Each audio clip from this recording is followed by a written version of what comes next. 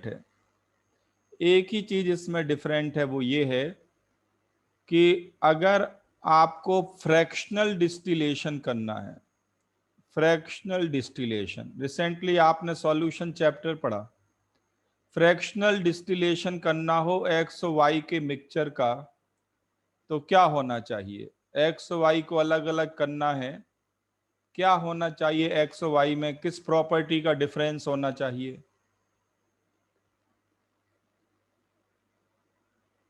Boiling point का difference होना चाहिए। अगर एक्स वाई बॉइलिंग पॉइंट अलग अलग हैं इनके, तो वो फ्रैक्शनल डिस्टिलेशन से सेपरेट हो सकते हैं।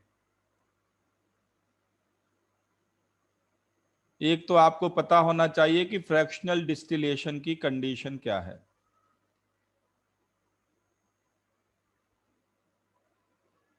और दूसरी चीज जो इसमें थी, मैंने ऐड की थी, ऑर्गेनिक के रिस्पेक्ट में मैं बात करूं, तो जो मिरर इमेज मॉलिक्यूल होते हैं, मिरर इमेज मॉलिक्यूल कोई भी ले लो, एनी वन, मैं कहीं भी कुछ भी लगा दूं, मिरर इमेज मॉलिक्यूल का बॉइलिंग पॉइंट सेम होता है।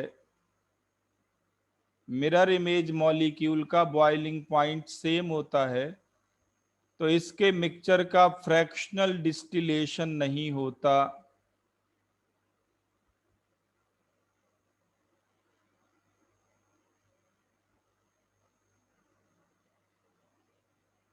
इसके मिक्सचर का फ्रैक्शनल डिस्टिलेशन नहीं होता, बस इतना सा है।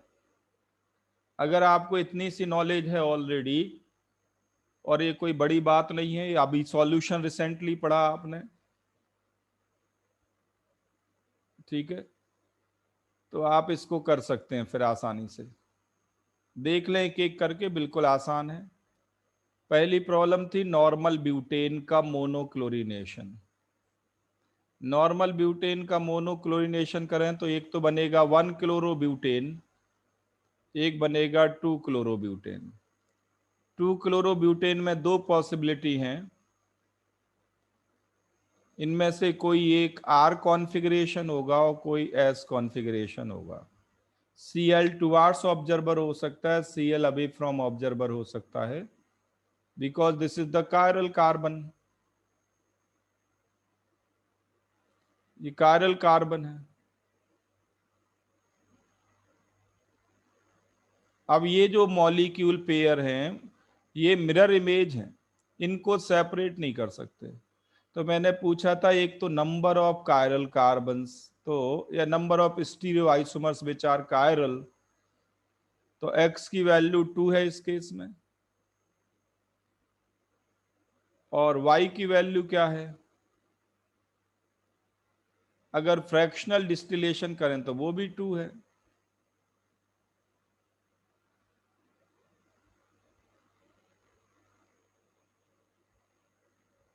x की वैल्यू 2, y की वैल्यू 2, तो आंसर होगा इसका 22।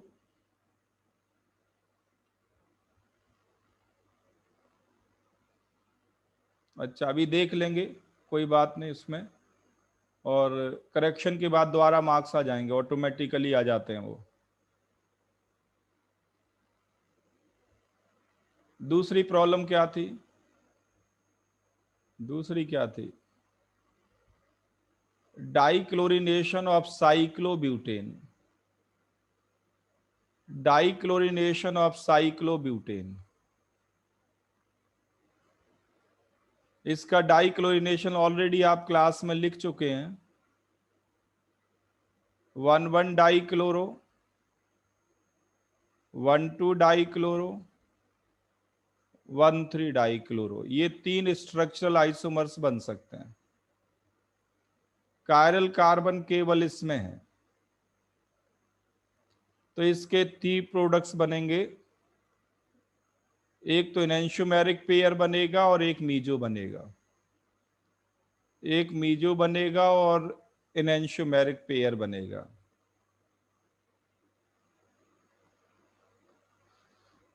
तो इसमें कायरल मॉलिक्यूल कितने हो गए? ये जो एनेंशियोमर है वही कायरल है, और तो कोई है नहीं, तो कायरल की वैल्यू तो हो गई 2, और स्ट्रक्चर इस डिस्टिलेशन करें तो कितने मिलेंगे? तो एक ये मिलेगा और ये सेपरेट नहीं होंगे, ये दो कंपोनेंट होंगे, मीजो अलग हो जाएगा। तो दो कंपोनेंट इसमें से आएंगे, तो 1 + 2 कितना हो गया? 3। और इसके दो कंपोनेंट मिलेंगे सिस ट्रांस। सिस और ट्रांस दो स्टीरियो आइसोमर्स बनेंगे। आपको मालूम है कि सिस और ट्रांस के बॉइलिंग पॉइंट अलग अलग होते हैं। तो दो कंपोनेंट इसमें से आ जाएंगे।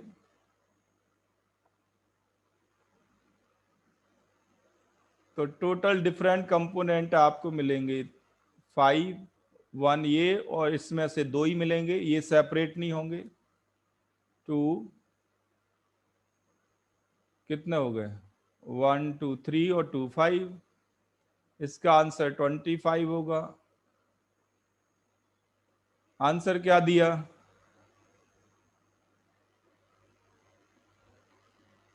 ठीक है, ध्यान देना, कई बार गलत फीडिंग हो जाती है वो जल्दी जल्दी में। ये 25, एक पहले में करेक्शन है, कर लेंगे। ओके, आप ये देख लो, इसमें कुछ भी नया नहीं है, आप ऑलरेडी कर चुके हैं। थर्ड देखें। थर्ड है मोनोब्रोमिनेशन ऑफ S2 ब्रोमोब्यूटेन। अब इसमें S बनाना जरूरी था नहीं, R होगा या S होगा वही बनेंगे ना, नंबर तो वही आएगा, नंबर में चेंज नहीं आएगा। तो मैं ऐसे रैंडमली बना लेता हूं, हमें नहीं पता ये R है या S है, ऐसे मैंने रैंडमली बना लिया, बट आंसर में कोई चेंज नहीं आएगा। अब इसका मोनोब्रोमिनेशन करते हैं सीक्वेंस में। सबसे पहले Br यहां लाते हैं,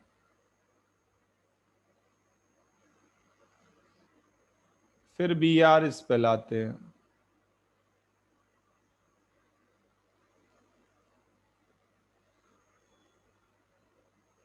नहीं नहीं, ये तो मैंने वहीं पे रख दिया।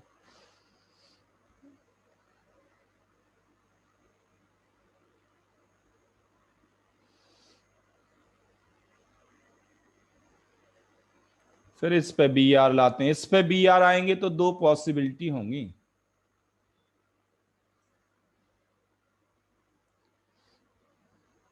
एक तो Br सेम साइड होगा, और एक Br अपोजिट भी कर सकते हैं, इधर भी कर सकते हैं। और एक और बनने वाला है लास्ट CH3 वाले पे।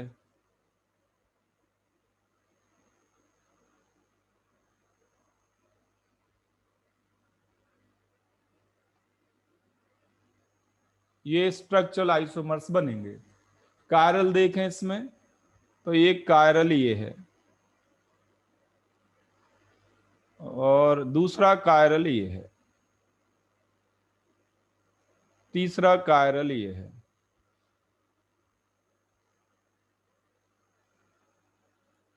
और कोई कायरल दिखता हो? ये कायरल नहीं है, ये मीजो कंपाउंड है। तो कायरल प्रोडक्ट तो हो गए 3।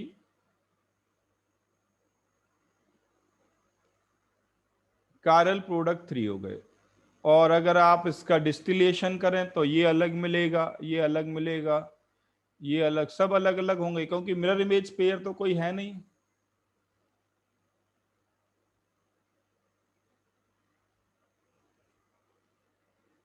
ये 5 अलग अलग मिलेंगे सारे। There is no mirror image pair.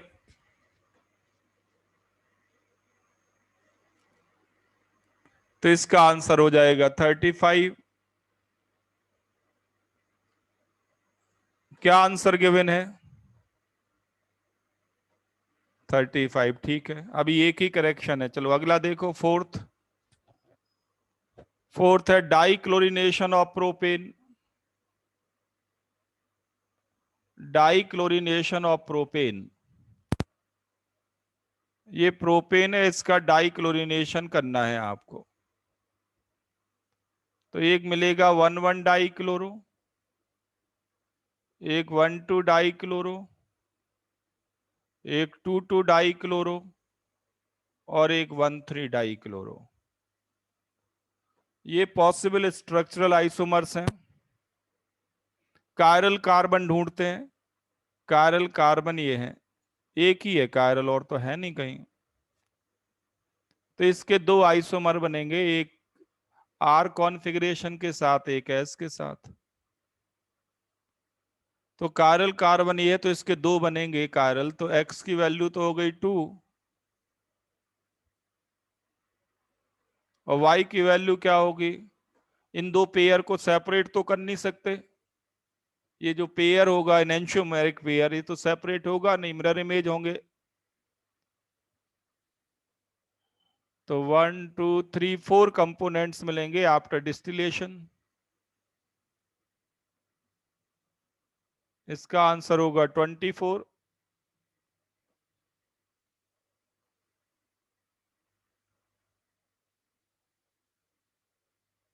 आया समझ में।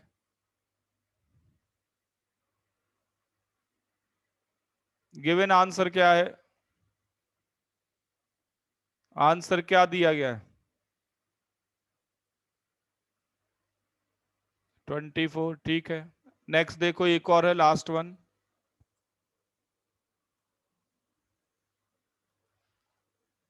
Monochlorination of isopentane. आइसोपेंटेन का मोनोक्लोरिनेशन, ये है आइसोपेंटेन। 2 मिथाइल ब्यूटेन को कहते हैं आइसोपेंटेन। तो एक तो बनेगा, ये स्ट्रक्चरल आइसोमर्स बना रहा हूं मैं पहले।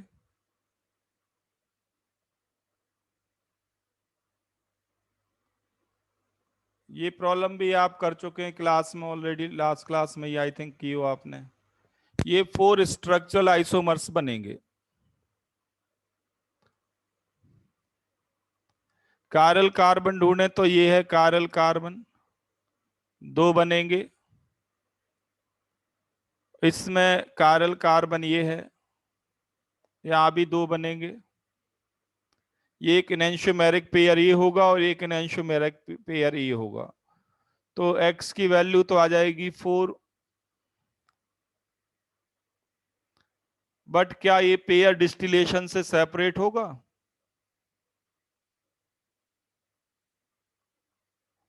और ना ही ये सेपरेट होगा। तो अगर इस मिक्सचर का फ्रैक्शनल डिस्टिलेशन करें, प्रोडक्ट मिक्सचर का, कितने कंपोनेंट्स आपको मिलने वाले हैं, 4।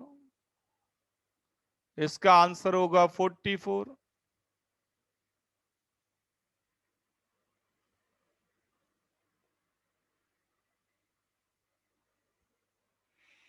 क्या आंसर दिया इसका। ठीक है, तो केवल फर्स्ट में करेक्शन है, बाकी और किसी में नहीं है। तो आप चेक कर सकते हैं कि आपको हेलोजिनेशन कितना प्रिपेयर्ड है, कितना आता है।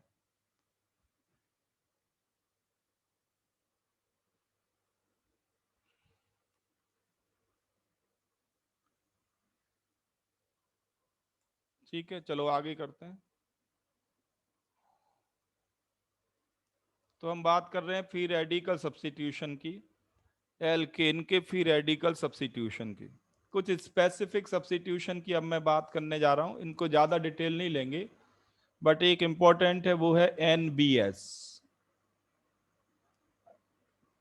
NBS, N bromo succinimide. N bromo succinimide.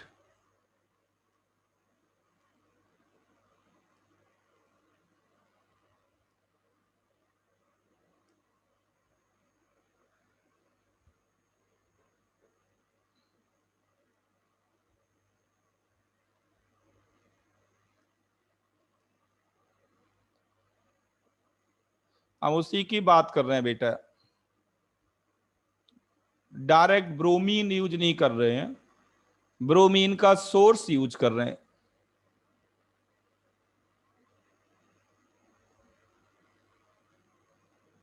Bromine का सोर्स यूज कर रहे हैं, इसलिए इसका नाम है इनडायरेक्ट हैलोजिनेशन। Indirect halogenation. बस सिंपल सा ये है कि ये बी आर फ्री रेडिकल का सोर्स है, ये बी आर फ्री रेडिकल का सोर्स है। बाकी स्टेप्स में कोई डिफरेंस नहीं है, केवल चेन इनिशिएशन स्टेप में डिफरेंस है। इसको आप हीट करके भी कन्वर्ट कर सकते हैं फ्री रेडिकल में, और रेडिकल इनिशिएटर भी डाल देते हैं, वो है पेरोक्साइड। पेरोक्साइड ऑप्शनल है, ध्यान रखना। पेरोक्साइड डालेंगे बी आर फ्री रेडिकल आसानी से बनेगा, जल्दी बनेगा, या फिर आप इसको हीट कर दें, हीटिंग से भी बी आर फ्री रेडिकल आ जाएगा। बाकी चेन प्रोपेगेशन स्टेप में कोई डिफरेंस नहीं है, जो आपने हेलोजिनेशन में लिखा वही लिखना है। बट इसमें खास बात यह है कि ये जो फ्री रेडिकल आया, ये एलाइलिक एच को ब्रेक करता है, एलाइलिक एच को ब्रेक करता है।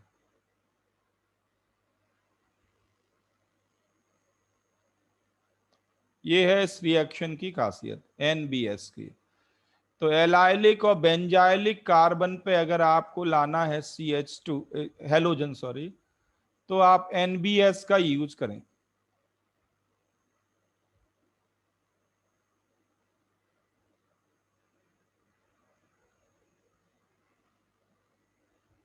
आपको मालूम है चेन प्रोपेगेशन स्टेप में केवल एक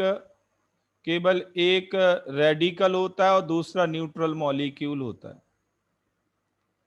एक रेडिकल होता है, दूसरा न्यूट्रल होता है, तो फिर रेडिकल जनरेट हो जाएगा नेक्स्ट में।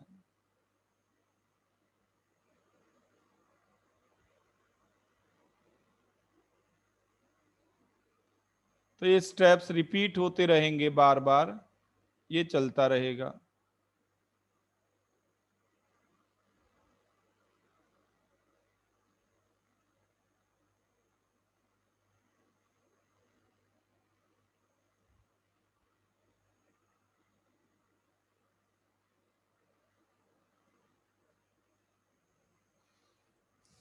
पॉइंट ये है कि ये बी आर एलाइलिक पोजीशन पे आता है, एलाइलिक पोजीशन पे।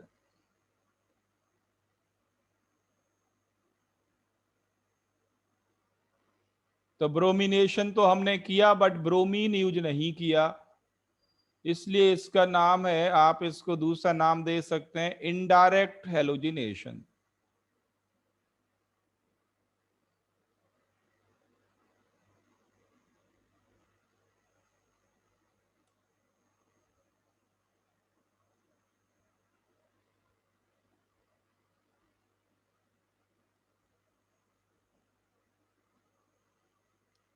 अब यहाँ पे एक इंपॉर्टेंट पॉइंट नोट करो, वो ये है कि जो बी आर फ्री रेडिकल हैं वो इलेक्ट्रोफिलिक नेचर के होते हैं। B R free radical electrophilic nature का होता है, क्योंकि इसके पास कितने इलेक्ट्रॉन है? 7। और इलेक्ट्रोफाइल की प्रेजेंस में सीसी पाई बॉन्ड भी टूटता है, ये आप नोट कर लें। इलेक्ट्रोफाइल की प्रेजेंस में सीसी पाई बॉन्ड टूटता है। इलेक्ट्रोफाइल का मतलब है इलेक्ट्रॉन डेफिशिएंट स्पीसीज, जिसके पास इलेक्ट्रॉन की कमी हो या एम्प्टी ऑर्बिटल्स हो वैलेंस शेल में, उसको इलेक्ट्रोफाइल कहते हैं। तो बी आर इलेक्ट्रोफाइल की तरह काम करेगा, और इलेक्ट्रोफाइल की प्रेजेंस में सीसी पाई बॉन्ड टूटता है, ये ब्रेकिंग होती है। तो अब आप कहोगे कि पाई बॉन्ड पे एडिशन क्यों नहीं हो गया, फिर ये एलाइलिक पोजीशन पे ही क्यों गया? तो अब इसका एक्सप्लेनेशन बहुत बड़ा है, वो है काइनेटिक्स बेस्ड, ऑर्डर बेस्ड। ऐसा नहीं है कि BrCC पाई बॉन्ड को नहीं तोड़ता, BrCC पाई बॉन्ड को ब्रेक करता है, बट ये हायर ऑर्डर की रिएक्शन होती है। और जब एलाइलिक पोजीशन को तोड़ता है तो ऑर्डर कम होता है। अब जरा सोचिए, मैं अगर ऐसे लिखूं कोई रेट जिसमें C डबल बॉन्ड C की ब्रेकिंग के लिए तो ऑर्डर है कोई हायर वैल्यू, और CH3 के CH टूटने की ऑर्डर कम है, M की वैल्यू कम है N से, डिफरेंस होता है, ये हायर ऑर्डर है, ये बहुत कम ऑर्डर है। तो अगर हम Br का लो कंसंट्रेशन मेंटेन करें तो मेजर प्रोडक्ट CH3 के थ्रू बनेगा।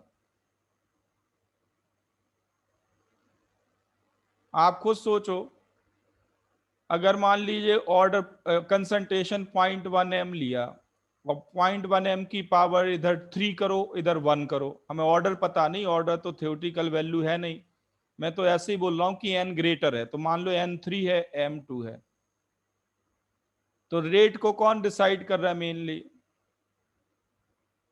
अगर कंसंट्रेशन 0.1 m ले लें तो 0.1 m की पावर 3 जो होगा वो होगा 0.001, और 0.1 m की पावर 1 होगा तो 0.1 होगा, मीन CH3 डिसाइडिंग होगा ना।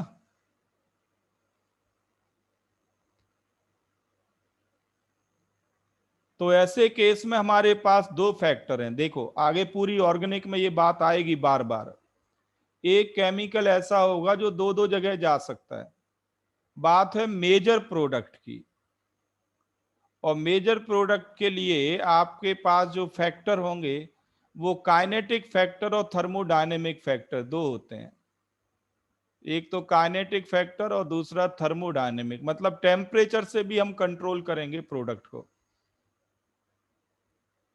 टेम्परेचर बदल देंगे तो प्रोडक्ट बदल जाएगा।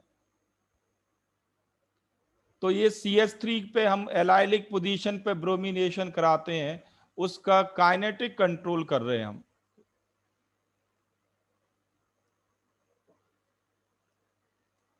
इससे ज्यादा आपको नहीं जानना हो, आपसे कोई पूछेगा नहीं ये समझने के लिए कि ये C डबल बॉन्ड C क्यों नहीं तोड़ता। तो मैं ये नहीं कर रहा हूं C double bond C break नहीं करता ये, but major product allylic position पे आएगा if we maintained low concentration.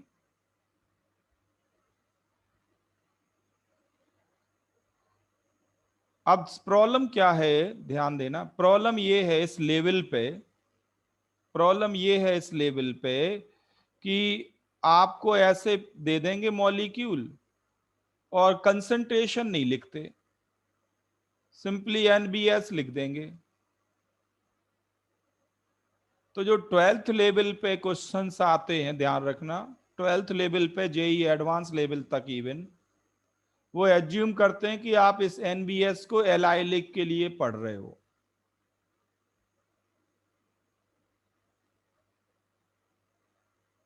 जब तक कुछ भी मेंशन ना हो कंसंट्रेशन के बारे में, एलाइलिक और बेंजाइलिक कार्बन पे आपको हेलोजिनेशन करना है इफ NBS इज यूज्ड।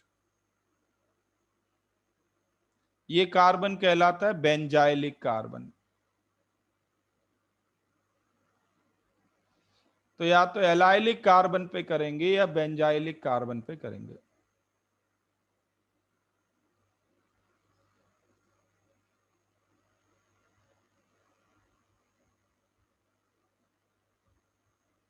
तो अगर आपको ये रिएक्शन दे दी जाए, मान लीजिए आपके पास ये है,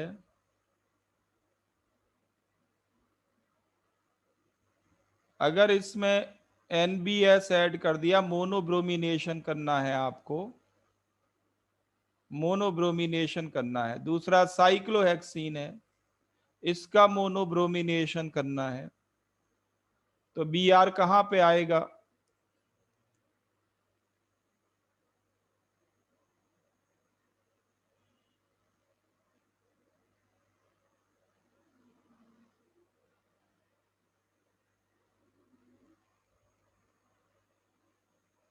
मेजर प्रोडक्ट के लिए बताना, बी आर आएगा तो सभी सी एच पे, पर मेजर प्रोडक्ट ये बनेगा।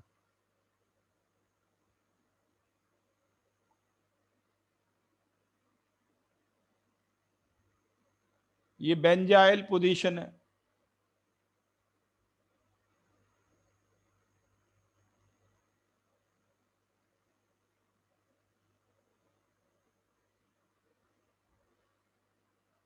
और यहां पे बी आर आएगा।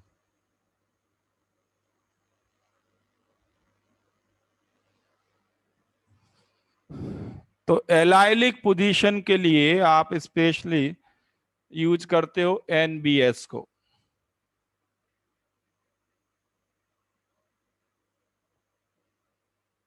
या एनबीएस की जगह एक और तरीका है इसका, वो ये है,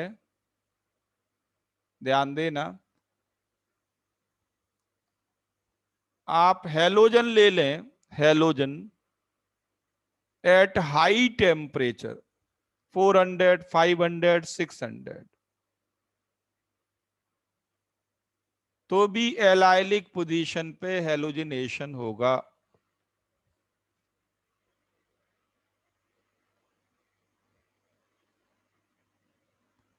अब हमने इस रिएक्शन को टेम्परेचर से कंट्रोल किया।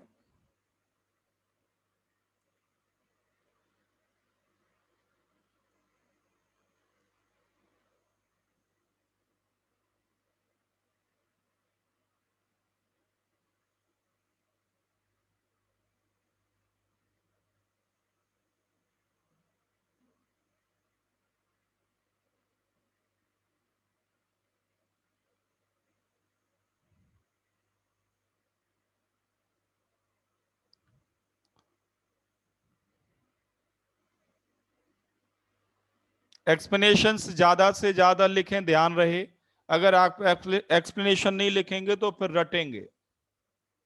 बिगिनिंग में आपको लिखना पड़ेगा, आधी ऑर्गेनिक में लिखना पड़ेगा, आधी आप अपने आप ही लिख लेंगे। बिगिनिंग में थोड़ी मेहनत करनी पड़ेगी। अब ध्यान दो, हेलोजन लिया आपने हाई टेम्परेचर पे, तब भी एलाइलिक पोजीशन पे हेलोजिनेशन होगा। देखो थर्मोडायनेमिक्स के अकॉर्डिंग एडिशन लो टेम्परेचर पे होता है, addition reaction occurs at low temperature. ये नोट कर लें, पूरी थर्मोडायनेमिक्स आप अप्लाई करने वाले हैं थ्रू आउट। लो टेम्परेचर पे एडिशन क्यों होता है? लो टेम्परेचर पे एडिशन क्यों होता है? क्योंकि एंट्रोपी नेगेटिव होती है।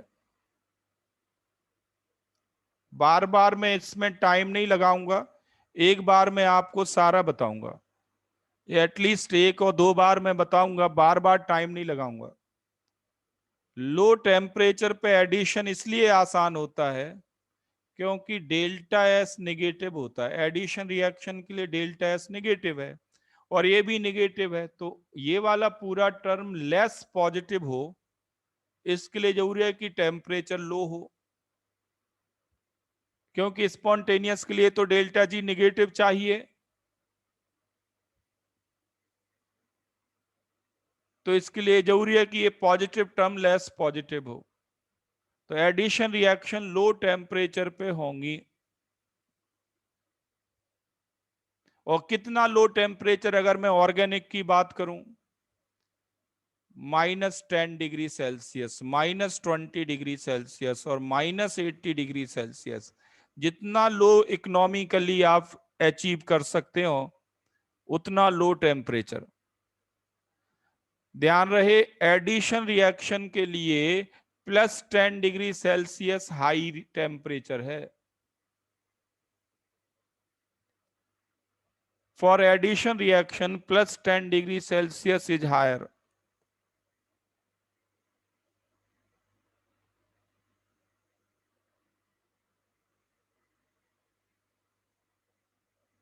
एडिशन रिएक्शन के लिए टेम्परेचर निगेटिव में होना चाहिए, और यहां तो मैंने कर दिया 400। नॉर्मली ऐसे ही देते हैं 400, 500, एक्सक्लूसिवली हेलोजिनेशन चाहिए। हेलोजिनेशन एलाइल पोजीशन पे, तो क्या X2 डबल बॉन्ड के अक्रॉस ऐड हो पाएगी? अकॉर्डिंग टू थर्मोडायनेमिक्स, क्या X2 डबल बॉन्ड के अक्रॉस ऐड होगी?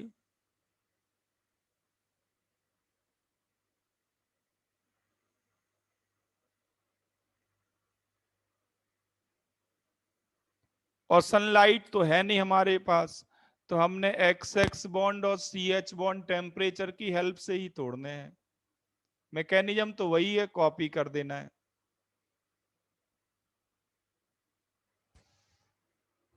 यहां पे मैं बात कर रहा हूं रिएक्शन के कंपटीशन की, कि डबल बॉन्ड पे करें या सैचुरेटेड CH पे करें, क्योंकि एक केमिकल ऐसा है जो दोनों जगह जा सकता है। तो हेलोजन एट हाई टेम्परेचर बिल्कुल NBS का काम करने वाला है। हेलोजन एट हाई टेम्परेचर और NBS आप ले लें, दोनों सेम तरीके से काम करने वाले हैं। एलाइलिक और बेंजाइलिक पोजीशन पे हेलोजनेशन प्रेफर करेंगे।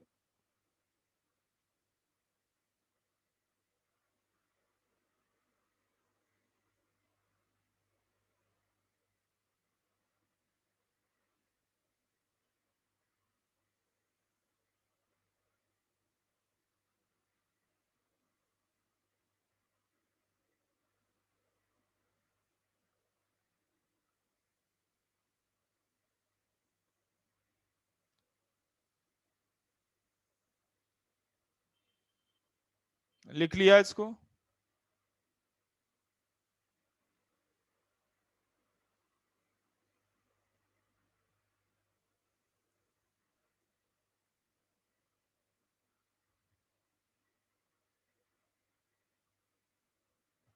ओके, नेक्स्ट देखो।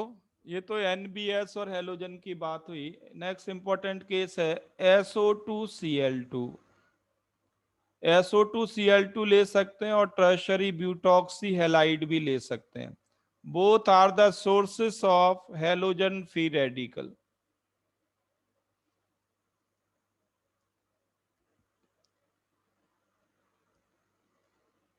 दे are the sources of halogen free radical. तो ये बिल्कुल एल्केन की तरह, यहाँ एलाइलिक की सिलेक्टिविटी नहीं है, वो ये बिल्कुल वैसे ही काम करते हैं जैसे हेलोजन काम करता है सनलाइट की प्रेजेंस में। जैसे हेलोजन काम करता है सनलाइट की प्रेजेंस में, बिल्कुल वैसे ही लिखना।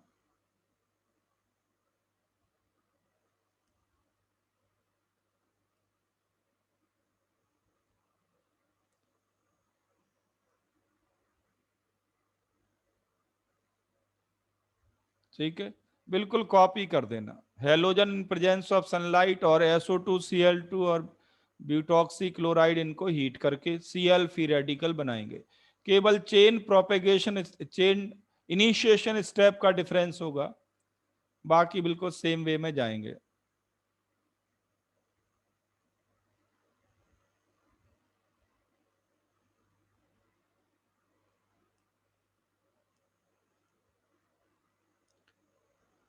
नेक्स्ट इंपॉर्टेंट टाइप है, देखो जिसमें ज्यादा टाइम नहीं लगाना मैं उसमें ज्यादा लगाऊंगा भी नहीं, जिसमें ज्यादा टाइम लगाना है उसमें ज्यादा टाइम लगाऊंगा। तो इक्का दुक्का कभी कभी क्वेश्चंस आए हैं इन पे, इसलिए मैंने बता दिया आपको।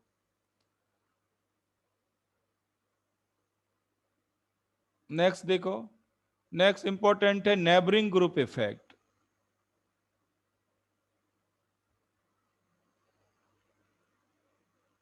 अभी MOT से डिसाइड होता है एक्चुअली में इसमें, तो देखो आपको समझ में आ जाएगा। अच्छा, पहले मैं आपसे ये पूछूं कि बताइए, आपके पास ये फ्री रेडिकल्स हैं,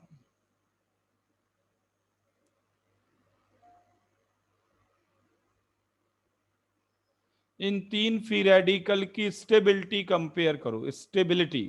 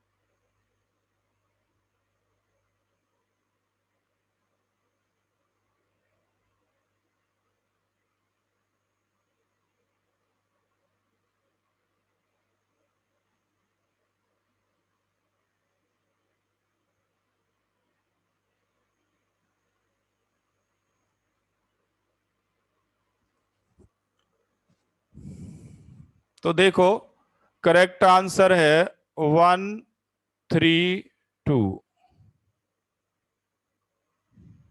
132 फर्स्ट मोस्ट स्टेबल है और सेकंड लीस्ट है। फर्स्ट मोस्ट स्टेबल है। देखें ध्यान से, मैं आपको बता दूं, मैं रिवाइज करा रहा हूं आपको 11th का। ये सब आप 11th में भी लिख चुके हैं।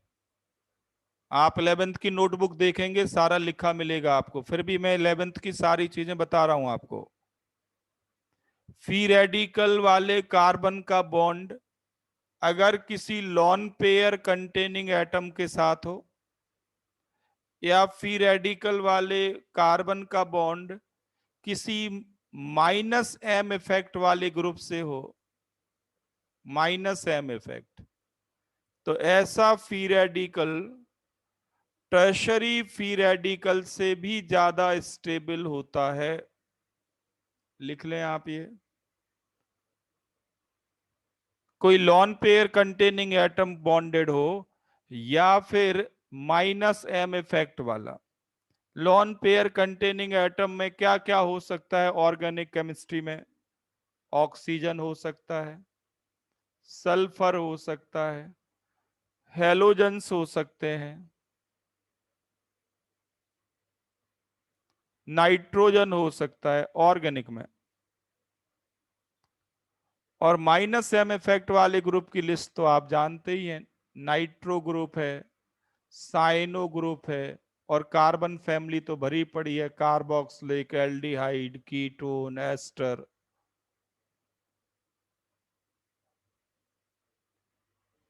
इन सब के माइनस एम इफेक्ट होते हैं।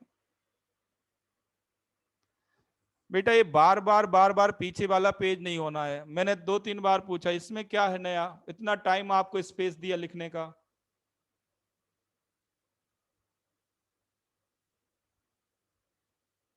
पहले मैंने ये क्वेश्चन लिखा, 5 मिनट वेट किया आपके आंसर का, तब ये पेज ओपन ही था। क्वेश्चन देने के बाद 5 मिनट टाइम दिया आपको क्वेश्चन पूछने, ओपन ही था पूरा।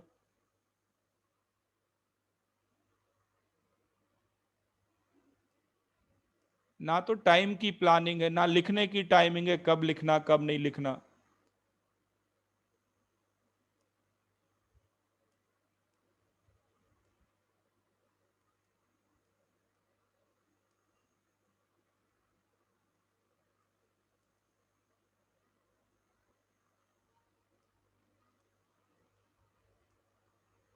पूरा रिदम ब्रेक कर देते हो आप लोग।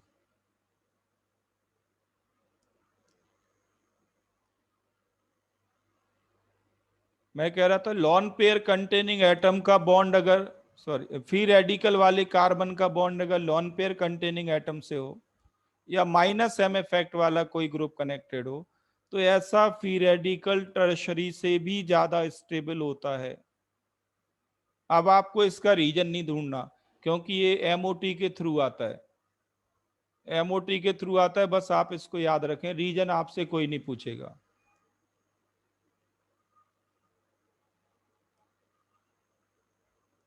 अब यहां अप्लाई करें इसको। ये NO2 minus M effect show करता है। NO2 minus M effect show करता है, ये डायरेक्टली बॉन्डेड है उस कार्बन से, तो फ्री रेडिकल अगर है तो स्टेबल है वो, टर्शरी से भी ज्यादा। और यहाँ पे NO2 का माइनस एम काम नहीं करेगा, यहाँ पे NO2 का माइनस आई इफेक्ट काम करेगा।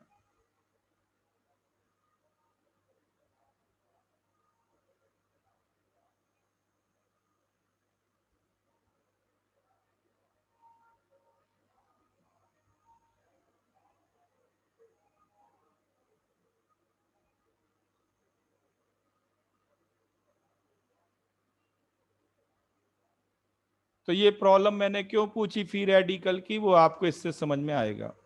मान लीजिए कि आपके पास ये मॉलिक्यूल है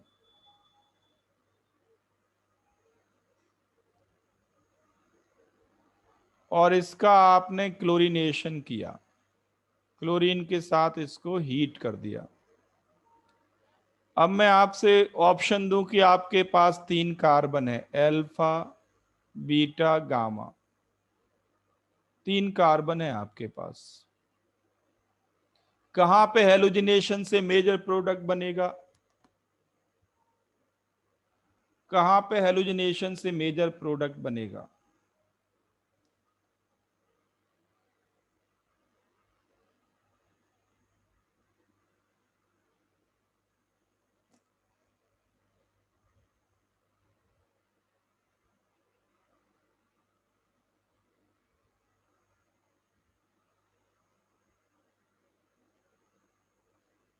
तो मेजर प्रोडक्ट के लिए हेलोजिनेशन होगा बीटा कार्बन पे। बीटा कार्बन पे मेजर प्रोडक्ट बनेगा। क्लोरीन नहीं, सॉरी, ब्रोमीन है।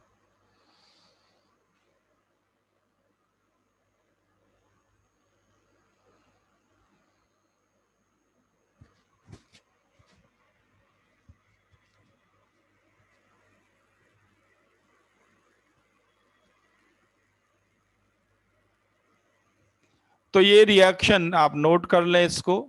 और ये कब के लिए? इन सब के लिए है। इन ये ग्रुप अगर प्रेजेंट हो तो इनके नेक्स्ट कार्बन पे कभी भी क्लोरीनेशन नहीं होगा। अल्फा कार्बन पे सब्स्टिट्यूशन से मिनिमम यील्ड वाला प्रोडक्ट बनेगा। सबसे बड़ी गलती बच्चे ये करते हैं कि फ्री रेडिकल जहां स्टेबल होगा वहां मेजर प्रोडक्ट बनेगा। ये ब्लंडर करते हैं मैक्सिमम बच्चे।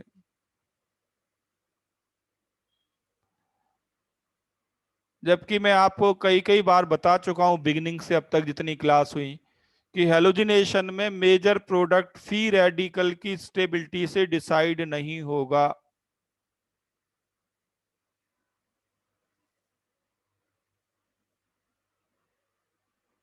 यहां पे एक नया टर्म यूज होता है जिसको कहते हैं पोलर इफेक्ट। अब ये आपके सिलेबस के बाहर बातें हैं थोड़ी, फिर भी मैं टर्म का नाम बता देता हूं। पोलर इफेक्ट इसको कहते हैं। एक्चुअल में दो चीजें फाइट करती हैं, NO2 का -M और NO2 का -I। इस रिएक्शन में डोमिनेटिंग होता है NO2 का -I, जो प्रोडक्ट डिसाइड करता है।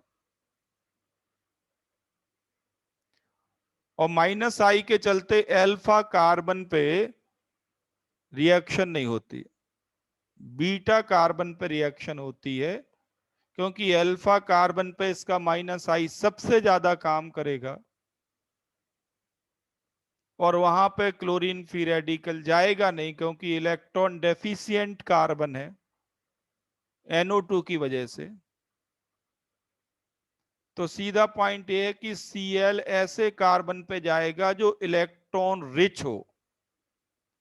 इसको कहते हैं पोलर इफेक्ट, और दूसरा नाम है electrostatic effect.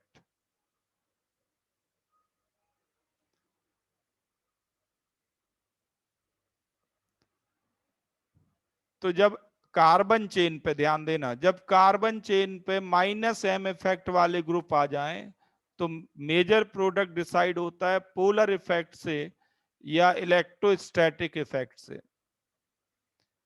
Means free radical कौन से कार्बन पे जाएगा? जो कार्बन सबसे ज्यादा इलेक्ट्रॉन रिच हो। अब इस केस में बीटा कार्बन इलेक्ट्रॉन रिच है। क्यों है इलेक्ट्रॉन रिच बीटा कार्बन? एक तो NO2 से नेक्स्ट टू नेक्स्ट हो गया, दूसरा CH3 का +I भी तो है।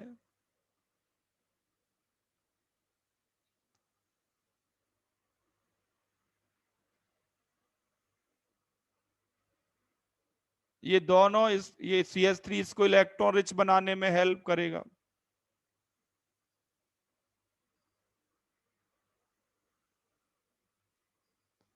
तो अब मैं इसको जनरलाइज कर रहा हूं, ज्यादा आपको डेप्थ में जाना नहीं है, मैं जनरलाइज कर रहा हूं। ध्यान देना कि अगर आपके पास -M इफेक्ट वाला कोई ग्रुप है, -M इफेक्ट वाला कोई ग्रुप, तो आप मेजर प्रोडक्ट बीटा कार्बन पे सब्स्टिट्यूशन से बनाएंगे।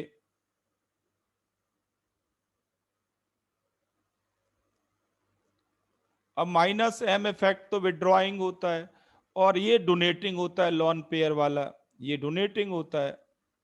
तो यहां मामला बिल्कुल डिफरेंट होगा और ये हम ईथर में लिखेंगे भी रिएक्शन।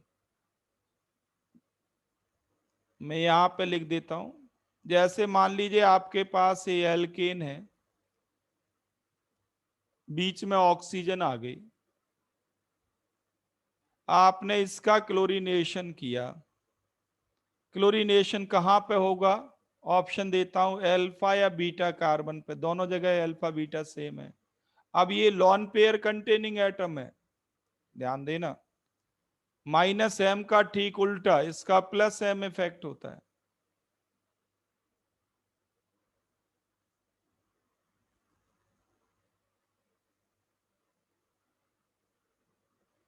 इस केस में अल्फा कार्बन पे होता है।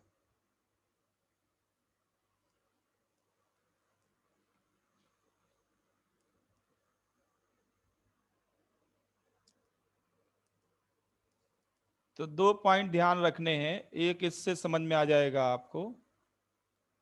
जैसे मैं आपसे कहूं कि आपके पास ये मॉलिक्यूल है और इसका आपने मोनोक्लोरीनेशन मोनोब्रोमिनेशन किया,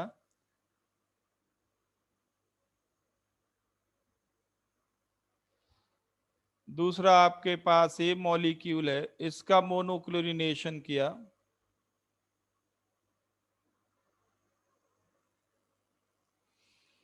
तो मेजर प्रोडक्ट कहां से बनेगा? मेजर प्रोडक्ट कहां पे बनेगा, सॉरी। तो एक केस में आपको क्या करना है, एक केस में आपको कर देना है बीटा कार्बन पे, ये अल्फा है ये बीटा है।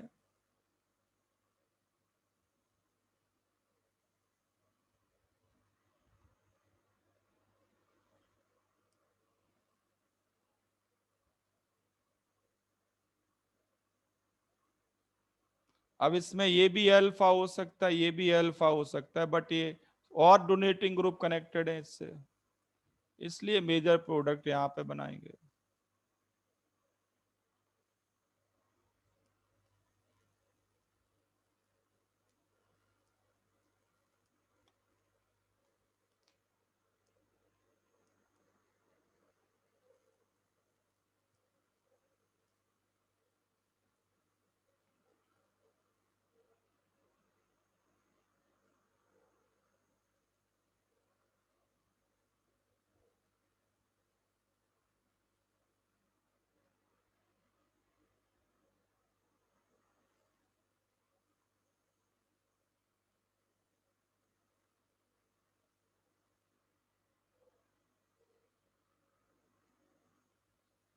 श्रावण बेटा थोड़ा जागो आप, ये और बेंजीन नहीं है, यहाँ कोई मेटा पोजीशन नहीं है, कोई ऑर्थो पैरा पोजीशन नहीं है।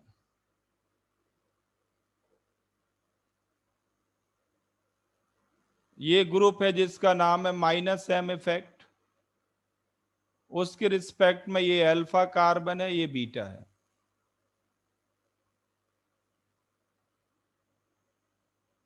और बीटा कार्बन पे मेजर प्रोडक्ट बनेगा, बस ये ध्यान रखो। एक एक स्टेप का कंपैरिजन करना, गामा डेल्टा वो नहीं होता है, आप याद नहीं कर सकते फिर इतने केस बनेंगे।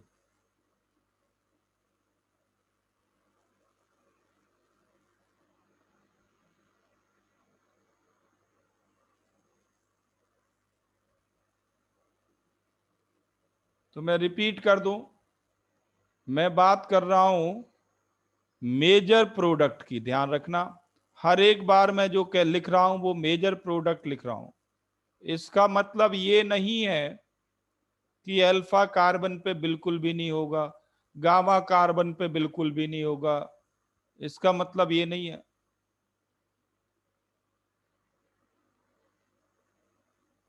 ठीक है, देखो अननेसेसरी क्वेश्चन नहीं पूछना, मैं सोचता हूं क्या किस लैंग्वेज में आप लोगों को बोलूं।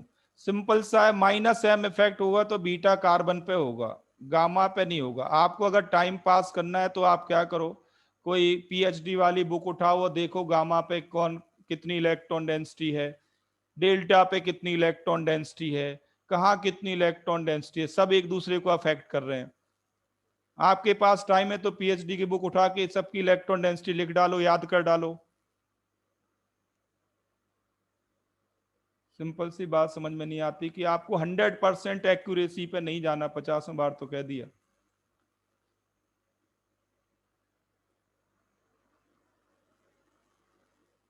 मैंने लॉजिक दे दिया आपको। लॉजिक ये है कि आपको उस कार्बन पे electrophile CL free radical electrophile को भेजना है जो इलेक्ट्रॉन रिच हो। इतना क्लीन आपको लिख दिया मैंने, जो इलेक्ट्रॉन रिच हो उस पर भेजना है, यहां भी आपने लिखा। अब आपको देखना है कि इलेक्ट्रॉन डेंसिटी कहां ज्यादा है, तो याद करते रहो। अगर थ्योरेटिकल लॉजिक होता तो मैं बता देता। अब ये भी सेकेंडरी कार्बन, ये भी सेकेंडरी कार्बन, ये भी सेकेंडरी कार्बन, ये भी सेकेंडरी, और सबसे कार्बन चेन जुड़ी हुई है। तो क्या इलेक्ट्रॉन डेंसिटी आप थ्योरेटिकली याद कर सकते हैं किस पे कितनी है?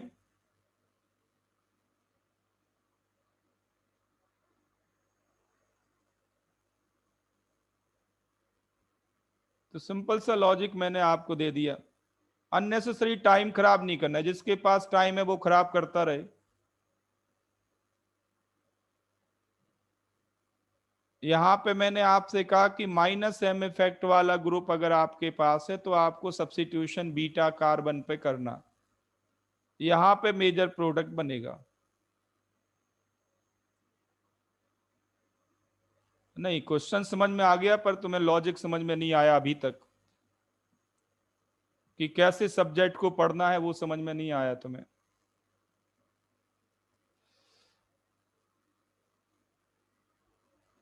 चलो ठीक हो, आगे। क्वेश्चन का आंसर समझना अलग चीज है और सब्जेक्ट को कैसे पढ़ना है ये अलग चीज होती है।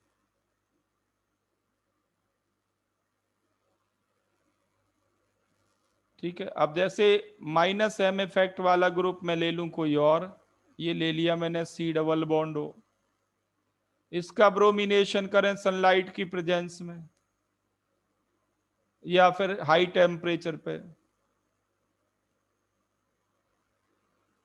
तो बी आर कहाँ आएगा? इसका माइनस एम इफेक्ट होता है, बी आर कौन से कार्बन पे जाएगा? बीटा कार्बन पे।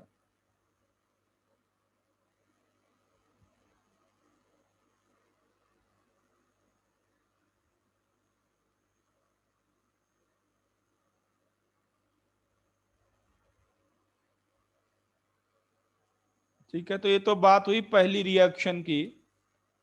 हमने क्या किया, अब तक जो भी रिएक्शन लिखी उनमें एल्केन था या सब्स्टिट्यूटेड एल्केन था।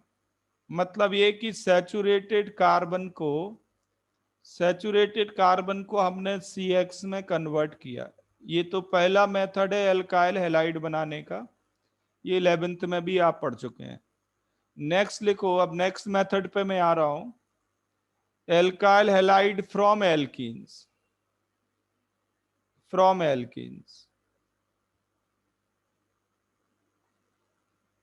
एल्कीन से एल्काइल हैलाइड कैसे बनेगा?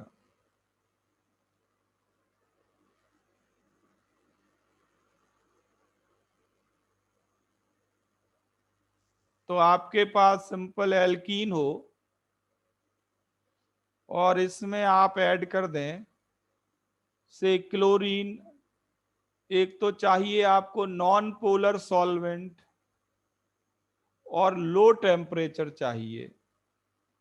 लो टेम्परेचर मेंशन नहीं होता नॉर्मली, ये -30 -40 जो भी आपको इकोनॉमिकली फिजिबल हो, लो टेम्परेचर चाहिए।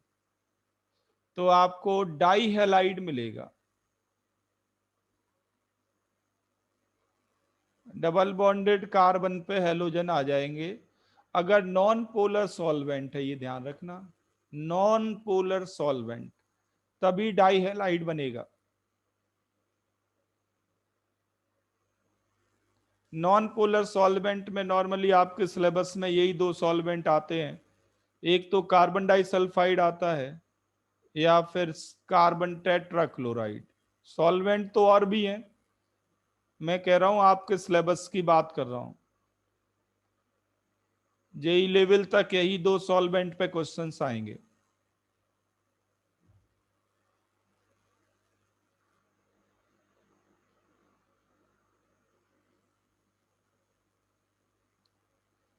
अगर पोलर सॉल्वेंट हो जाए लाइक वाटर, एल्कोहल, तो रिएक्शन तो होगी बट डाई हैलाइड नहीं मिलेगा, डाई हैलाइड नहीं मिलेगा। एक कार्बन पे हेलोजन दिखेगा, दूसरे कार्बन पे OH दिखेगा, ये मेजर प्रोडक्ट मिलेगा। तो अगर आपको डाई हैलाइड प्रिपेयर करना है, सिंपली हेलोजन कंपाउंड प्रिपेयर करना है OH ग्रुप के बगैर, then take non polar solvent, non polar solvent.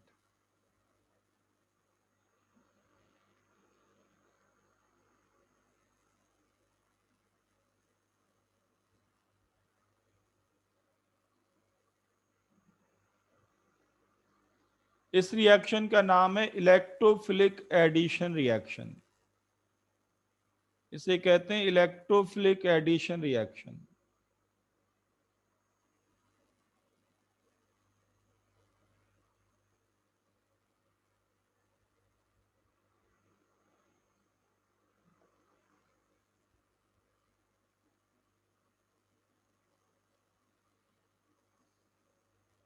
Reaction क्या है, मैकेनिज्म क्या है, ये लिख लें आप। मैं बिल्कुल सिंपलेस्ट केस लेके चल रहा हूं।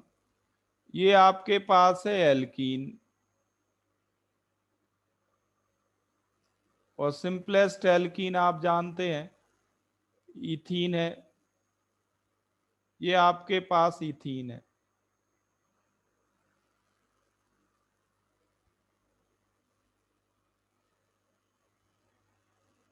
और आपको ये भी मालूम है कि इथीन एक प्लेनर मॉलिक्यूल है, सारे के सारे एटम्स इसके एक प्लेन में हैं। इथीन एक प्लेनर मॉलिक्यूल है। और क्लैरिफाई करें तो इसको आप ऐसे सोचें, ये सारे के सारे एक प्लेन में हैं, बट पाई इलेक्ट्रॉन क्लाउड कहां है? Where is pi electron cloud?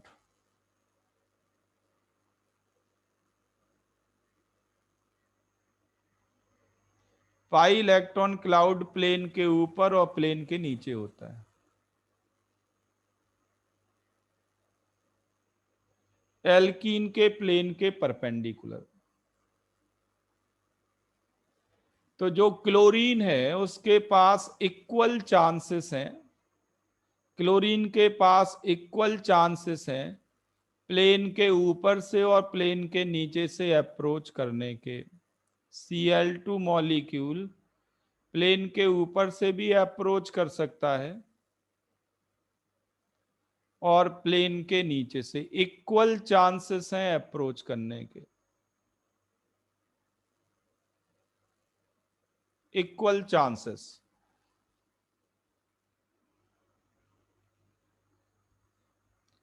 और जब क्लोरीन इसको अप्रोच करता है तो ये Cl बॉन्ड ब्रेक होता है, ये पाई बॉन्ड भी ब्रेक होता है। ये कंसर्टेड स्टेप होता है, कंसर्टेड मतलब bond breaking and bond formation साथ साथ होता है,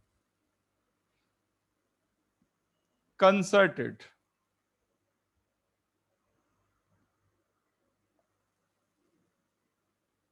कंसर्टेड स्टेप क्या है, ध्यान दें।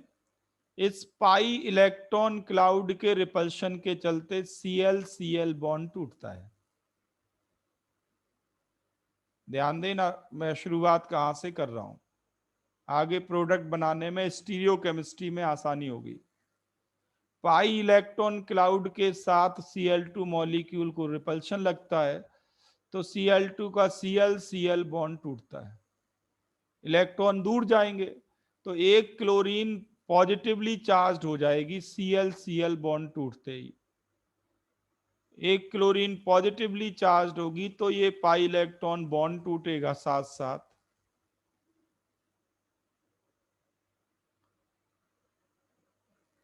पाई इलेक्ट्रॉन बॉन्ड टूटेगा साथ साथ। मान लीजिए क्लोरीन का इस कार्बन के साथ बॉन्ड बना, किसी एक के साथ ही बनेगा पहले, बट अगर क्लोरीन का बॉन्ड इसके साथ बना तो इस कार्बन को लॉस होगा, और उसको लॉस हुआ तो ये साइमल्टेनियसली लॉन पेयर दे देगा।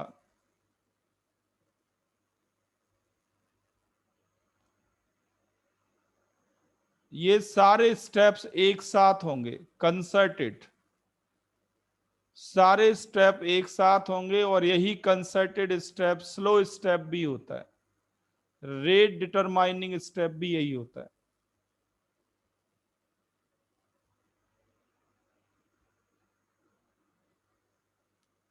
इक्वल चांसेस है, मैं प्लेन के नीचे वाला पार्ट शो कर रहा हूं केवल। इक्वल चांसेस हैं, प्लेन के ऊपर से भी Cl ऐड हो सकता है।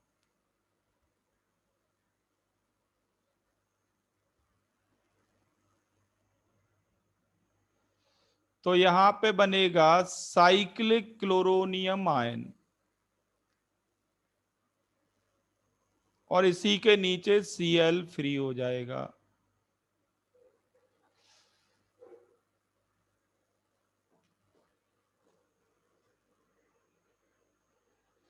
साइक्लिक क्लोरोनियम आयन बनेगा, कार्बोकैटायन नहीं बनता,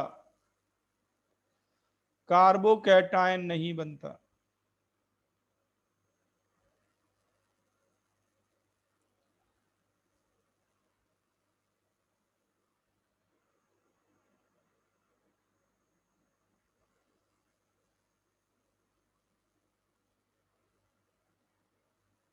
फिर से सुन लें, Cl2 मॉलिक्यूल प्लेन के नीचे से और प्लेन के ऊपर से इक्वली अप्रोच कर सकता है पाई इलेक्ट्रॉन क्लाउड को, और जब Cl2 पाई इलेक्ट्रॉन क्लाउड को अप्रोच करेगा तो पाई इलेक्ट्रॉन क्लाउड भी ब्रेक होगा और Cl Cl बॉन्ड भी ब्रेक होगा। ये ब्रेकिंग साइमल्टेनियस है, और साथ ही साथ बॉन्ड फॉर्मेशन भी होगा, वो भी साइमल्टेनियस है। तो bond breaking and bond formation जब साइमल्टेनियस हो तो ऐसे स्टेप को कहते हैं कंसर्टेड स्टेप।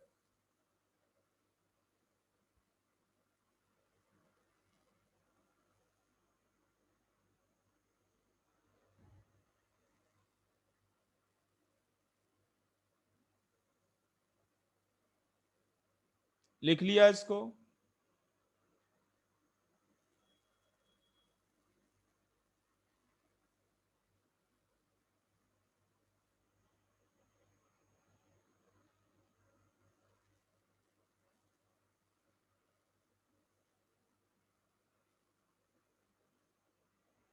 जल्दी करो, लिख लिया इतना?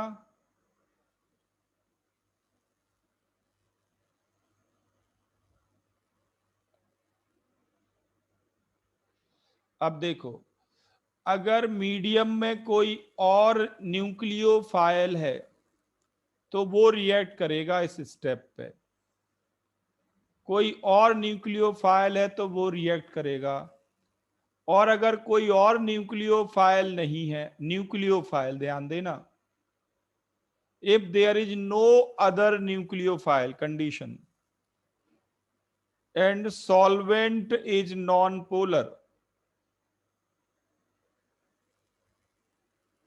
तो फिर क्लोरीन एनायन को स्विमिंग करके अपोजिट जाना पड़ता है।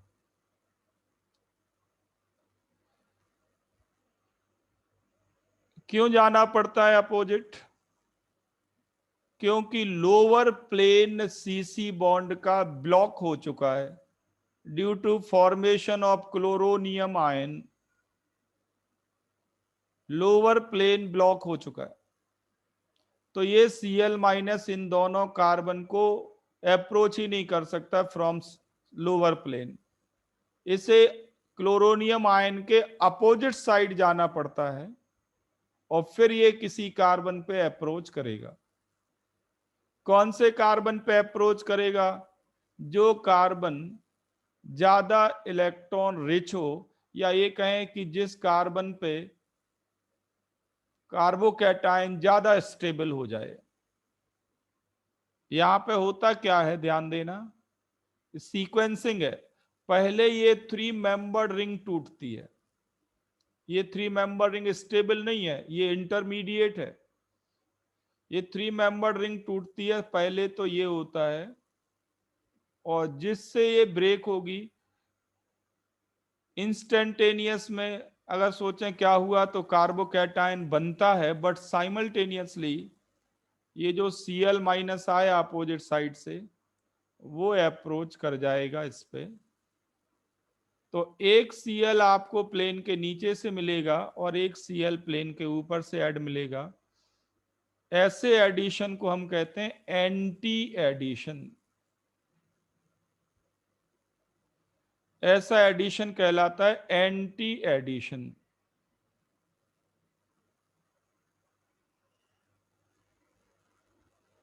एक Cl प्लेन के ऊपर से आएगा और एक प्लेन के नीचे से आएगा।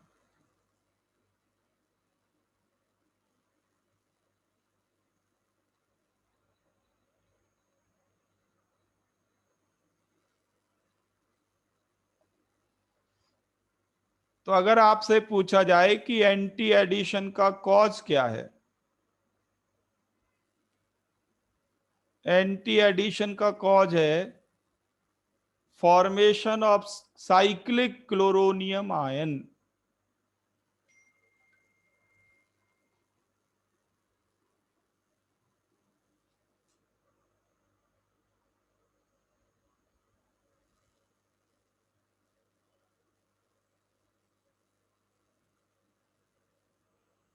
Formation of cyclic chloronium ion.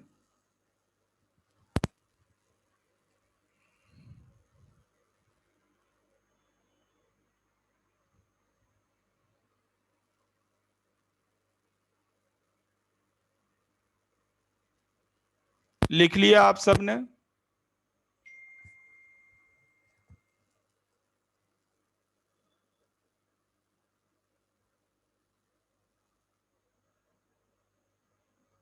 Fast करो, टाइम मत लगाओ, इसको पूरा करना है, थोड़ा और है।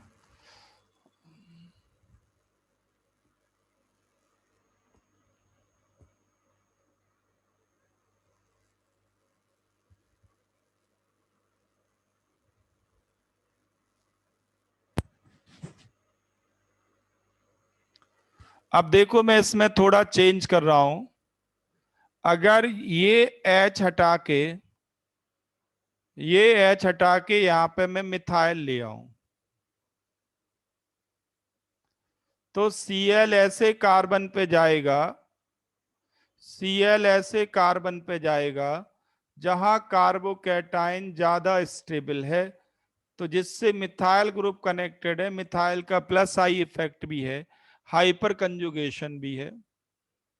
तो जिस कार्बन पे कार्बोकैटायन ज्यादा स्टेबल होगा वहां से CCl बॉन्ड टूटेगा, और जब पॉजिटिव चार्ज डेवलप होगा तो Cl माइनस अप्रोच करेगा।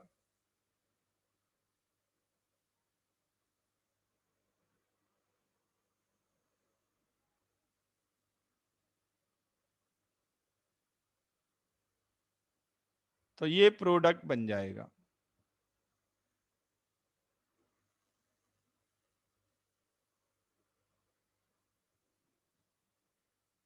सिंपल है बिल्कुल, लिख लिया?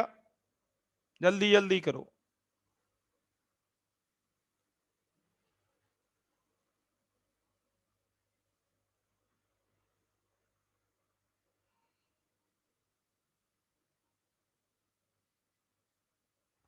अब इसमें मैं थोड़ा चेंज और कर रहा हूं, और ये प्रैक्टिस करेंगे आप घर बैठ के।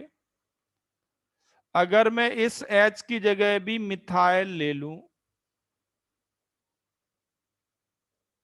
यहां भी मैं मिथाइल ले लूं, तो ये हो गया सिस टू ब्यूटीन। ये मॉलिक्यूल हो गया सिस टू ब्यूटीन।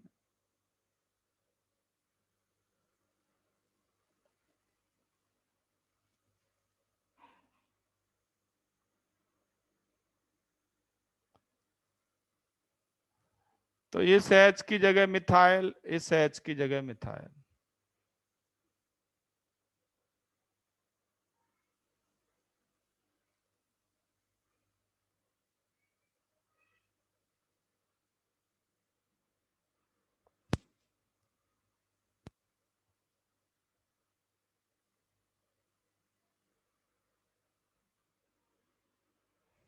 सिस 2 ब्यूटीन हो गया।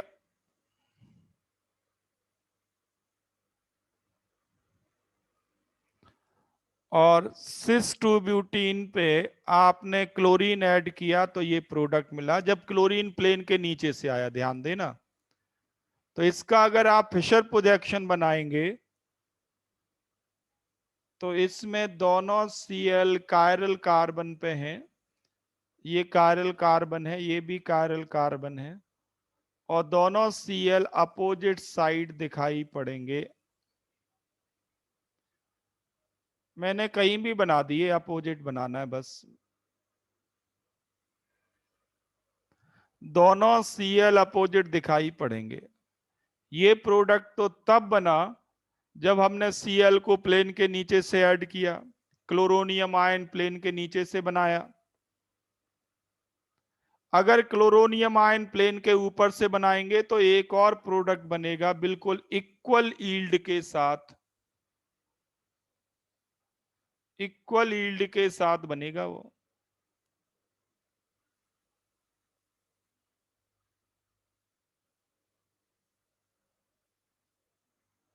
इन दोनों प्रोडक्ट की ईल्ड बिल्कुल बराबर होगी, बिल्कुल इक्वल ईल्ड होगी।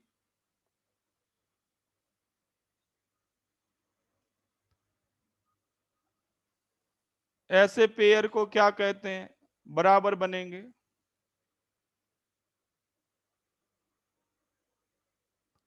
तो आपको मिलेगा रेसमिक मिक्सचर, रेसमिक मिक्सचर मिलेगा। Product mixture will be racemic mixture. Cis 2 butene पे आपने ऐड किया halogen carbon disulphide as solvent.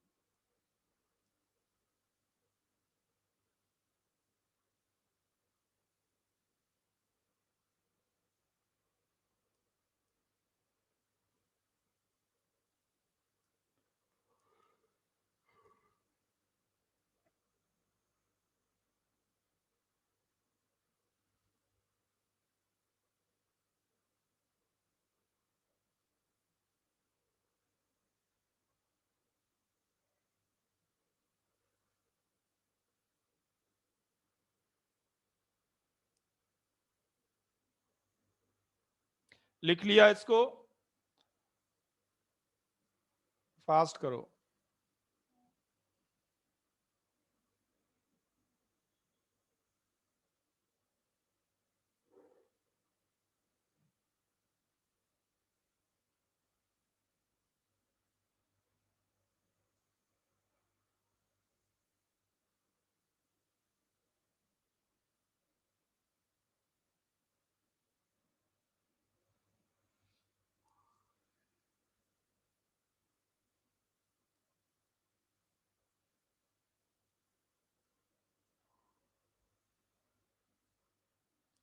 देखो मैं आपको बता दूं, कुछ बातें कॉमन सेंस से, सामान्य बुद्धि से करनी है, थोड़ा दिमाग का इस्तेमाल करो तो अच्छा रहेगा। बड़ी अजीब सी कहानी लगती है मुझे। भाई मैंने ऐसे बनाया मॉलिक्यूल, मिथाइल में यहां पे लिख देता तो भी तो सिसी होता, मिथाइल में यहां लिखता तो भी सिस होता। रिपीट करेंगे मॉलिक्यूल, उसमें क्या प्रॉब्लम है? जो रिपीट करेंगे उनको बना के क्या करना हमें? हमें तो डिफरेंट प्रोडक्ट देखने हैं।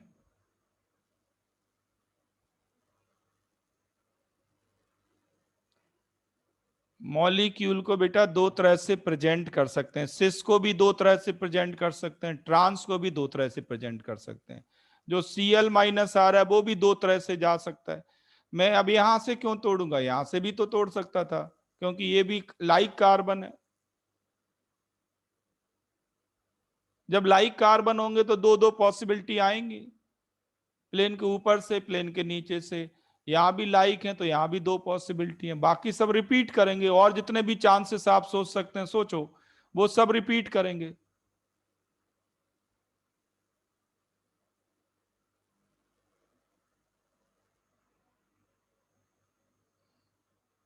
मुझे ऐसा लगता है कि आपका सिलेबस मुझे लगता है मार्च तक खत्म नहीं हो सकता, कुछ तो थोड़ी बुद्धि लगानी पड़ेगी, ऐसा नहीं हो सकता। नहीं तो अब देखो, ध्यान दो, अब अगर इस मिथाइल को बदल दें H के साथ, यहां पे मैं मिथाइल कर दूं, यहां पे मैं H कर दूं, ये बन गया ट्रांस। सिंपल है बिल्कुल।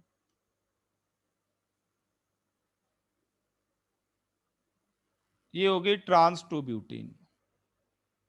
अब आंसर में क्या चेंज करना, एच और मिथाइल इंटरचेंज करना है, एच और मिथाइल इंटरचेंज करना है। मतलब बिल्कुल साफ है कि एच मिथाइल की जगह Cl सेम साइड बना लो, एक ही बात है। ठीक है, कोई एक ग्रुप इंटरचेंज कर लो, सिंपल सा है, कोई एक ग्रुप। तो ये जो H और Cl है, इनको सेम साइड बना लो।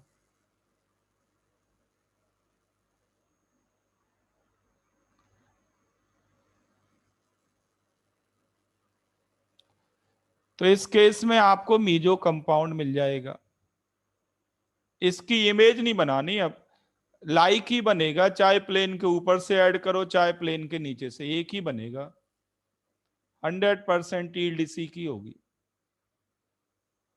आप बना के देख लो, ऊपर से प्लेन के नीचे से फिशर प्रोजेक्शन बना के देखो, एक ही बनेगा। 100% ईल्ड इसी की होगी। जस्ट आपको मिथाइल और एच इंटरचेंज करना।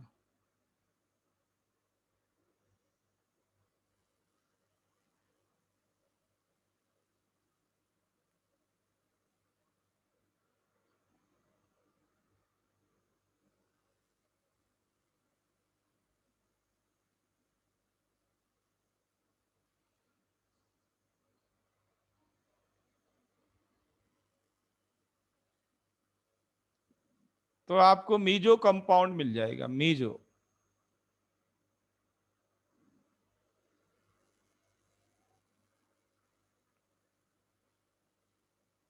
ठीक है, तो एक इंपॉर्टेंट पॉइंट और लिख लें, इसके बाद फ्री करता हूं।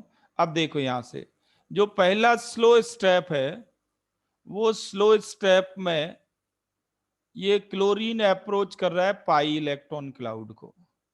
सिंपल सी बात ये है कि पाई इलेक्ट्रॉन क्लाउड डेंसिटी जितनी ज्यादा होगी, या ये कहें कि कार्बन कार्बन बॉन्ड पे इलेक्ट्रॉन डेंसिटी जितनी ज्यादा होगी, ये रिएक्शन उतनी ही फास्ट होगी। तो सबसे कम रिएक्टिविटी होती है ईथीन की, उससे ज्यादा रिएक्टिविटी होती है प्रोपीन की। आप एल्काइल ग्रुप बढ़ाते चले जाएं डबल बॉन्ड पे, रिएक्टिविटी बढ़ती जाएगी, रिएक्टिविटी बढ़ती जाएगी। जैसे जैसे सी डबल बॉन्ड सी पे इलेक्ट्रॉन डोनेटिंग ग्रुप बढ़ेंगे, कार्बन कार्बन पे जो इलेक्ट्रॉन डेंसिटी बढ़ाते हो ऐसे ग्रुप बढ़े।